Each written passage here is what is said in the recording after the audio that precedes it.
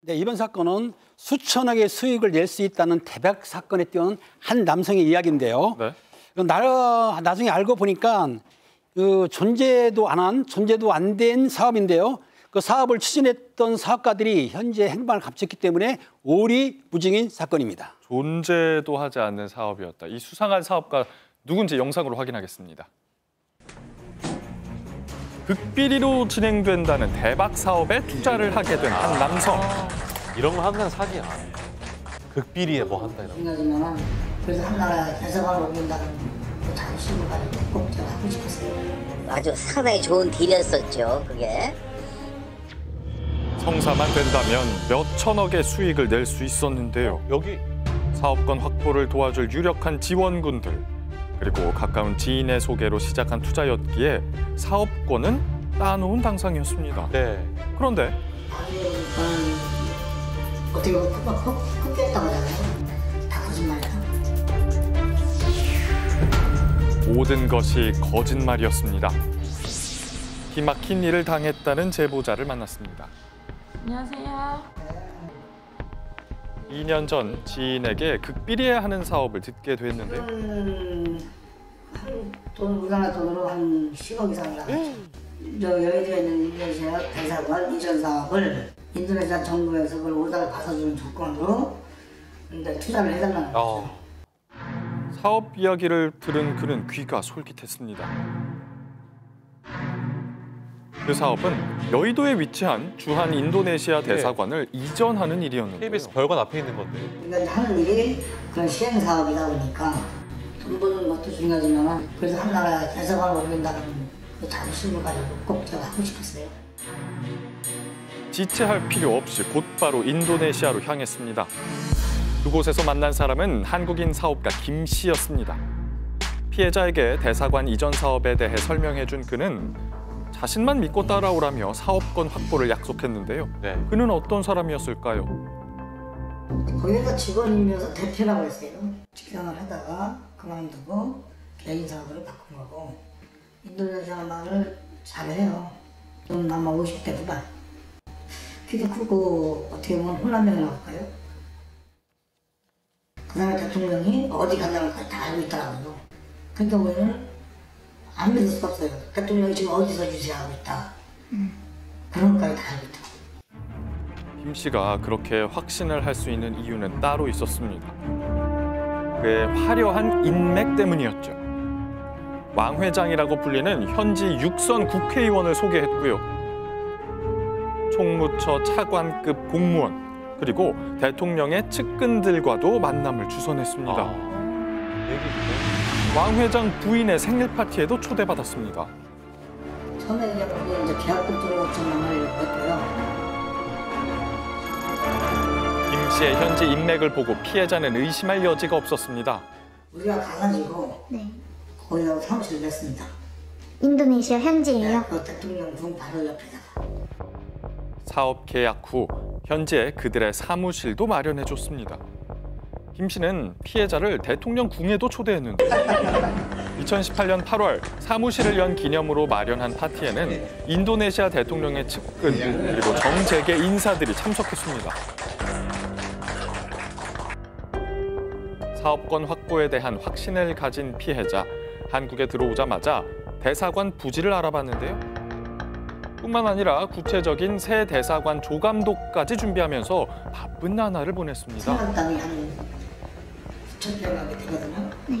그러다 보니까 거기에 딱 적합하다 해가지고 이사들이 전부 다 오케이 한 거죠. 그 오케이 해가지고 진행을 했더니 계속 밀기만 했어요. 여기는요. 여기 보면은 30만 달러 이외에는 들어가는 내용이 없다고 분명히. 어느 날 대사관 이전 사업 경비라며 계약금 이외에 3억 원을 추가로 요구한 김 씨. 사무실 운영하고 거기 조카사리가 활동하는 모든 경비 거기서 머무는 숙박비까지 전부 다 포함해서 저희들이 다 지원을 해줬고요. 돈 우리나라 돈으로 한 10억 이상 나갔죠. 그 이후에 또 약 1년 2개월 동안 10억 원에 가까운 비용을 투자했습니다. 하지만 진행 중이다. 지금 뭐 대통령 선거 기간이라서 미루고 있고 그래서 쉰다고 하고 미루고 하다 보니까 계속 미룬 거죠. 2019년 3월에 진행될 거라는 사업은 여러 가지 이유로 미뤄졌는데요. 마냥 기다리던 중 지인에게 한 통의 전화를 받았습니다. 이 사람들이 사기를 치고 저희 돈을 갚으려고 하는데 나중에 연락받고 찾아온 사람이 저하고 아는 지인이고 해서 지인이 똑같은 사업을 권유받은 겁니다. 2019년 정도에 봄쯤 되지 않을까 싶어요. 우리가 그렇게 해서 여의도에 있는 대사 관절을 인수하는 걸로 그렇게 얘기를 했었는데 만약 걔들 말대로 그렇게만 된다면 아주 상당히 좋은 딜이었었죠. 그게 몇 천억의 수익을 낼 수 있는 거고 그런 딜이라면 그건 좋은데 그러기에는 좀 너무 스윗해서 좀 의심을 했었죠. 제가 이거는 믿지 못하는 거니까 하지 말라 해서 말을 했고 그 사람 또한 그 시점으로 인해서 포기를 했습니다. 그렇다면 인도네시아 대사관은 정말로 이전 계획이 있었을까요?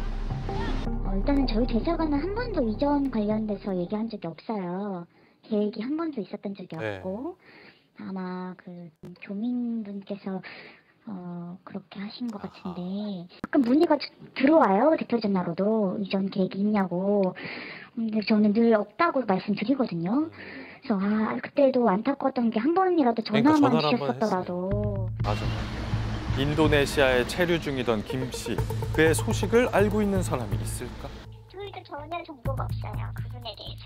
기사를 봤거든요. 그리고 얘기는 많이 들어서 그런 분이 있다고는 들었는데 여기 인도네시아에 누군지 그런 정보는 없거든요. 한인회라고 해서 뭐 다 접촉을 하고 있는 건 아니고. 황당하기만 한 피해자, 그는 왜 속을 수밖에 없었을까요?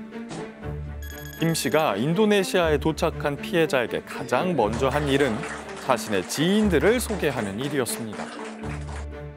그 지인들을 확인한 결과 실제로 현지에서 활동하는 정재계 인사 그리고 대통령 측근 등 유력한 사람이 맞았습니다. 이러면 속을 수밖에 없어요. 들어갔을 때요.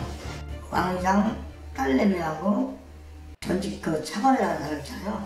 같은 사람이 한국에 왔을 때 일부러 김 대표를 못 오게 하고 그래서 제가 직접 통역사를 고용해서 물어봤죠. 내가 그럼 왜 같이 지금까지 때문에 믿은 거야.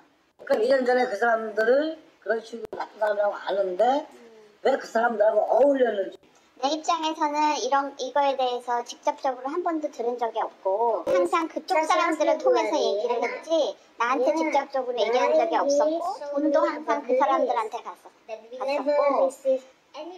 그리고 나는 그쪽에서 돈을 받은 적이 한 번도 없습니다. 그때 처음 얘기해 주더라고요. 자기 이런 사업 때문에 온 게 아니고 건강차 김 대표가 가서 2, 3일 바로 찍고 가라 해서 왔다고. 믿을 수밖에 없었던 또 다른 이유, 지인을 통해 알게 됐기 때문입니다. 처음에 이제 대전에서 그 한테 소개를 받고 인도네시아 그 번외장 사무실에 가서 다 브리핑을 받은 거죠. 전부 다 김 대표가 다 컨트롤 했고 여기 와서 또 모든 행동에서 이거 뭐야 어떻게 하라는 것까지도 김 대표가 다 알려준 거예요. 번외장이 시키는 대로 지금 저는 다 했다고 하거든요. 지인을 통해 알게 된 권 회장이란 사람이 사업가 김 씨를 소개했고 김 씨는 권 씨가 모든 것을 계획했다고 주장했습니다. 알고 보니까 권 씨는 과거 비슷한 수법으로 구속된 전력도 있었는데요. 여의도에 있는 주한 인도네시아 대사관 터에 고층 빌딩을 짓는다고 속여 투자비 20억 원을 받아 챙긴 일당이 붙잡혔습니다. 외교 문서 위조에 인도네시아인까지 동원한 사기극에 투자자들은 속아 넘어갔습니다. 피해자는 사업을 추진하지 않고 돈도 돌려주지 않는 권 씨와 김 씨를 고소했지만 권 씨의 신원 파악이 불가능한 상황입니다. 할 수가 없구나. 지금 그냥 수업돼 있어요. 기술 중지해가지고. 그래서 왜 그러냐 했더니 애들 들어와야 된대. 아니 상추 나가는데 들어옵니까? 행방을 알 수 없는 그들, 결국 수사는 멈춰버렸습니다. 지금도 그 사람들은 인도네시아에서 그런 식으로 지금 사기감을 버리고 제가 듣기로는 많이 하고 있거든요. 이런 일이 두 번 다시 안 생기게끔 확실하게 처벌을 했으면 하는 게 제 바람입니다. 인도네시아 대사관 이전 사업을 권유하는 사기꾼을 찾습니다. 인도네시아 정재계 인사들과 친분 관계를 이용하며 주로 지인들을 포섭해 다른 사람에게 사업을 권유합니다. 이들은 자신들을 사업가라고 지칭하는데요. 현재 인도네시아에 체류 중인 것으로 추정됩니다.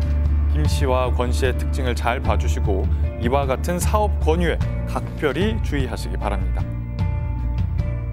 사건을 다시 한번 정리를 해보면 피해자는 주한 인도네시아 대사관이 이전한다는 극비리에 진행된다는 사업 얘기를 듣게 됩니다.